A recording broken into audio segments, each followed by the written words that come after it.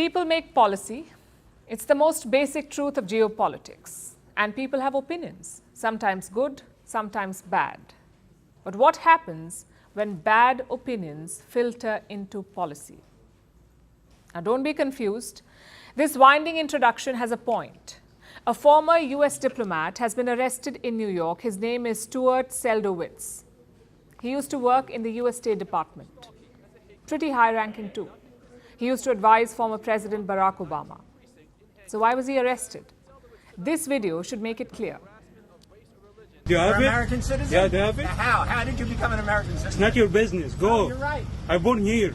But you're a terrorist. You support terrorism. Listen, go. I'm not You support something. You do. You support terrorism. Here. You know why? If we killed 4,000 Palestinian kids, you know what? It wasn't enough.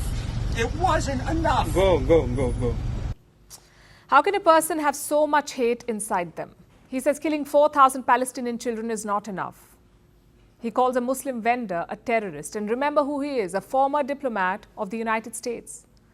We dug into his career. This man held some very important offices, like Director of the National Security Council's South Asia Wing and Deputy Director of the State Department's Israel and Palestine Office. I'll repeat that. This man worked at the Israel and Palestinian Affairs Office, a hardcore Islamophobe. It's like putting a pedophile in charge of the nursery. Reports say he served under 5 different American presidents. Most of his top jobs were under Barack Obama. And I must say, great vetting. This is exactly the kind of people you want making policy, hateful and Islamophobic. Before his arrest, Stuart Seldowitz was confronted by the media, the local media.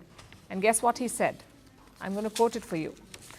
The comments I made calling him out for his support of terrorism, those I think were appropriate. Forget remorse. He is doubling down on what he said.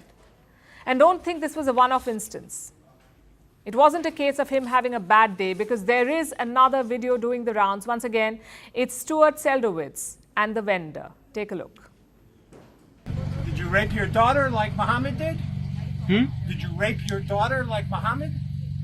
Speak English. You only speak English? No English, no. You don't speak English? Yes. All right. Well, that just shows how ignorant you are. Because Muhammad was a rapist. It says in the Hadith, in your holy book. Oh, Muhammad. What? Oh, Muhammad. Muhammad, your prophet. You know who he is. My prophet? Yeah. What does Washington have to say about this? I can imagine what Joe Biden will say. This is not the real America. This is an aberration, except it's not. The war in Gaza has exposed America's hateful streak. I have some numbers for you. Since October 7th, Islamophobic incidents have risen 216%. Anti-Semitic incidents have risen by 400%. It's like Americans were waiting for a trigger, an incident to unleash hate.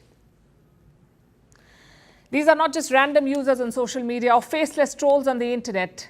They can also be former top-ranking diplomats, people who make the foreign policy of the United States of America. Just think about the hypocrisy. Stuart Seldowitz worked at the State Department. He spent 5 decades there. The same State Department judges every country in the world. It releases annual reports on human rights, on religious rights, on freedoms and discrimination. But look at their own officers. They can't buy a hot dog without spewing hate. The New York police have now arrested him. He's been charged with hate crimes. The State Department says it opposes racism in all forms, but I'm afraid it doesn't cut it. There will be larger questions asked. Did this man's personal hate affect America's policy? Remember, the US was then involved in 3 Muslim nations, Iraq, Afghanistan, and Libya. Are we to believe that he was 100% impartial?